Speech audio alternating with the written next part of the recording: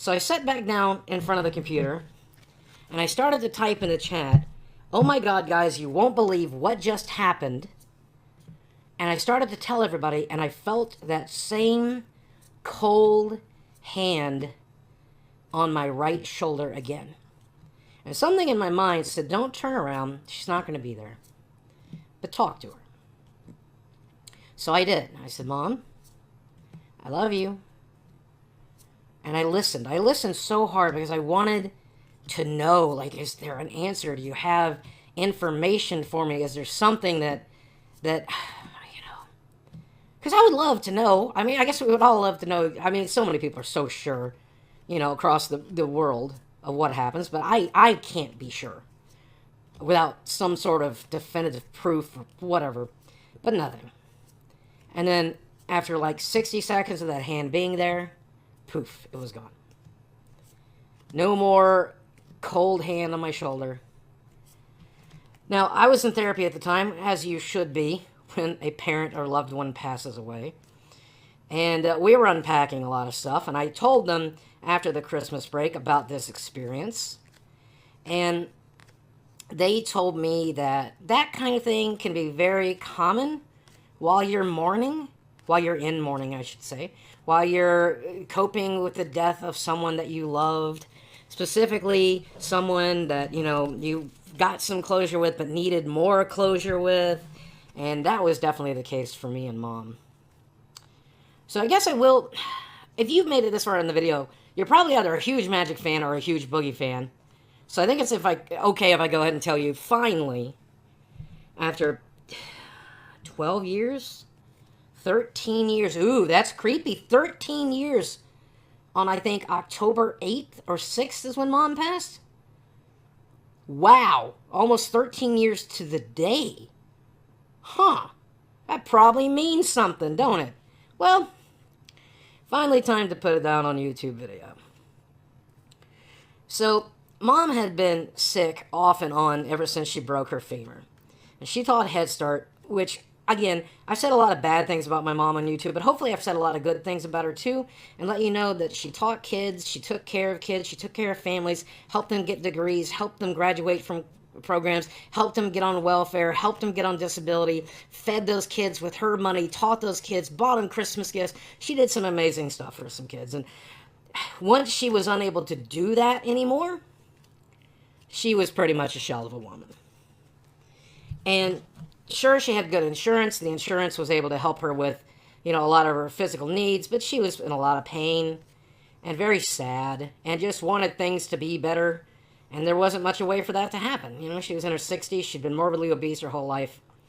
She was in a no-win situation. And she was ready to go. She was just ready to get the hell out of here. She did not want to be alive anymore. So she was sick off and on in the last couple of years that she was alive. And Mom and I went and visited her many, many times. But in the last time that she was sick, I didn't know this was going to be the time that she died. I just really could not bring myself to turn right back around and drive to Virginia and stay in a hospital waiting room and a hospitality suite and all this stuff. So I bid my time. I thought this is going to be fine. But about 2 weeks into that hospital stay, I got a call from a nurse, and the nurse says, "Mr. Williams, your mother's dying. We need you here." So, of course, I pack up and I head that way. Right? And I'll never forget, my best friend of the world, my roommate, he volunteered to come with me to make this a little easier for me. Because I was sick, I was tired, I was fat, I was miserable. So, plus I could use the emotional support. I think we could all agree we all could in a situation like that. So, he helped me get there, and I got to Mom's room, and Mom is like, Stevie, they're trying to treat me, Stevie. And I'm like, I know, Mom, you're in the hospital. She goes, I don't want them to treat me. They said I'd die if they don't treat me. I want to die. Let me die, Steven. You know where my living will is, right? And I'm like, well, no, but we can get a hold of the person who, your lawyer. Who's your lawyer? It's Bud Phillips. You don't have it on record here. No, but he'll put a stop to this. And it was the weekend. I couldn't get a hold of the guy, and I'm like miserable. But that's when I was holding her hand, and she reached up. And she said, I'm sorry. And I said, for what? She goes, I ruined your life. And I said, well, Mom, I like who I am. Do you like me? Because I like me. which is a lie, but you give them the closure that they need, you know. And she says, yeah, I love you. And I said, well, I love you, but do you like me? She goes, yeah. And I said, well, I like you, so it's all okay. I like the person I am. Which was a bit of a half-truth, but, you know, you say what you gotta say. Well, sure enough, the doctors came to the room, and they're like, we want to treat your mom, and we need your permission. That's next to kin. I'm like, no. She says no, I say no. And he's like, well, Mr. Williams, we're pretty certain we could save her by giving her dialysis. And I'm like, yeah, she doesn't want that, man. So don't do something to her that she doesn't want done. That's not gonna. She goes, well, Mr. Williams, we really need to treat her. I'm like, no, you don't. You don't. And you're not going to. Not while I'm here, bud. That's why I'm here. So he left the room, and apparently he called my brother, and my brother gave him permission to treat her over the phone. And apparently the doctor claimed that they only needed the permission of one person in the family. I don't know. But the guy came back and he says, we're going to put your mom down to ICU, and we're going to put her in an extended coma, a medically induced coma, and then she'll never know that we treated her. If she comes back out of it, she'll be happy she's alive and feeling better. And I'm like, I assure you she won't, sir. She'll be mad as hell. I know this woman very well. She's been wanting to die for years now. It's all she talks about. And he's like, well, Mr. Williams, we're going to do it anyway. And I'm like, all right. Through my body, through my cold corpse, you're going to have to get security in here if you think you're doing this. And he says, well, Mr. Williams, we will. We have your brother's permission. We're going to get it done. One way or the other. It's just whether or not you get arrested today. Okay. All right, you can do it. I don't want to go to jail. I want to be here for my mom. So put her down to the ICU, and they give her medicine that makes her medically induced. You know, she goes to sleep, and she's screaming on the hallway, Stevie, what are they doing? What are they doing? Mom, it's fine. It's fine. You're going to be okay. You know, I mean, it's horrific for her. It's horrific for everybody involved. I feel bad for the doctors and nurses as well. Lord knows I probably wasn't acting like a normal human being that day either, because I was going through just as much as they were, you know. But they put her in a medically induced coma, and they tried to clean her kidneys, and it just failed utterly. And about 5 days after that, I show up. I'm there every day. I visit every day. I sit with her as long as they'll let me, which is 20 minutes at a time in the ICU, twice a day or 3 times a day, something like that. But in the middle of the night, on like the 5th night, they call me and they're like, Mr. Williams, your mother's dying. If you'd like to come say goodbye, now's the time. And I'm like, what do you mean? She goes, well, her organs are shutting down now, and we're going to help her along. Which is the thing I didn't know that we did here in the United States. I'm glad that we do it, because we can be a little backwards about stuff, but if someone's going to die anyway, somebody's in pain, it's good that they do that kind of thing. So I get to the ICU, and they're like, Mr. Williams, you can't go into the room with her. And I'm like, the hell I can't. Why not? She has several different antibacterial resistant strains in her body that's killing her. If you go in that room, you could pick them up, and we won't be able to treat it because they're antibiotic resistant. And I'm like, I don't care. Like, that's fine. It's my mom. I want to be there for her. Well, she's in a coma anyway. I don't care. What do I need to do to go in the room? Well, you're going to have to sign this release that says you understand the danger, and you're going to have to put on a mask, and you're going to have to put on gloves, and you're going to have to put on this gown, which of course didn't fit because I'm 600 pounds, and put on this hairnet and all this other stuff. Okay, fine. Sign the paper. I'm starting to get suited up. I open the door. I close the door behind me, and you never believe who's there for me. My best friend and my roommate of the last 25 years. He signed the release, and he's suiting up as well so he can be there for me. And we are sitting in the room, and the nurse comes in with this hypodermic needle, biggest one I've ever seen. I looked like a turkey baster. And I said, what is that? And she goes, that's morphine, sir. And I'm like, she's allergic to morphine. You can't give that. And I realized. And I'm like, well, how much morphine is that? And she's like, it's enough, sir. You know, enough to finish her. Which I think is cool that they do that, you know. It's better than having her go through all that pain and seizures and Lord knows what else, you know. So they give it to her, and they take off the breathing tubes, the feeding tubes, all that stuff. All that's left is the heart monitor. And her heart's slowing down 60 beats a minute, 50 beats a minute, 40 beats a minute. And the last minute, my sister makes it there.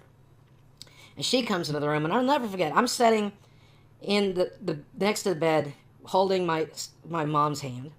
My sister is standing at the foot of the bed, staring at my mom's face. But me and my roommate, we're looking at the heartbeat monitor. And I always wondered, is it because we're gamers? Are we looking at the UI? That's what it felt like we were doing. But whatever. We slowly watch her pass, and eventually she passes. And I always wondered when somebody passed what it was like. I was expecting some sort of miracle, some sort of, I don't know, beam of light, poof air, something. But there was nothing really noticeable there. I'll tell you what I did notice. She was there 1 minute and then she wasn't the next. I could tell the difference, but that's it. There's nothing measurable to it other than the heartbeat and the body being dead. And I prayed. I'm not a huge Christian, but I am a bit of a deist. So I'm like, God, we learned to forgive her in life. Please forgive her in death. She's done a lot of wonderful things to make up for all the wrong that she's ever done. She deserves to be in a healthy, happy place to rest. And God, please forgive her for her sins. We love her. And my sister left the room crying. And I didn't know what to do, man. Like, nobody tells you. There should be like a grief counselor for the hospital. Maybe at the time of night there wasn't, but there should be someone to walk you through this stuff. Especially, what if I had been alone? But fortunately, I had my roommate. And 10 minutes passed, 20 minutes passed, and I just sat there in shock, holding her cold, dead hand. Waiting for something to happen. And of course, nothing ever did. So, eventually my roommate came to me and he said, Steve, we gotta go. And I'm like, I don't know what happens here. And he goes, well, we gotta go to the funeral home. We gotta make her arrangements and stuff. And I'm like, yeah, that's right. And so I strip out of the clothes, head out of the room and everything. And I asked a nurse, like, they said, oh, yeah, we've already called the funeral home. They're coming to get the body. She's got plans. Everything's in action. All you got to do is go there and take care of her estate and take care of her money and take care of the house and take care of the bills and all the other stuff. And that's what we did. We went and made the arrangements, and she had everything planned out years ago. And, we had a cute little memorial. And, there was friends from, the town she lived in. But the people that she worked for, those are the people that loved her the most, I think.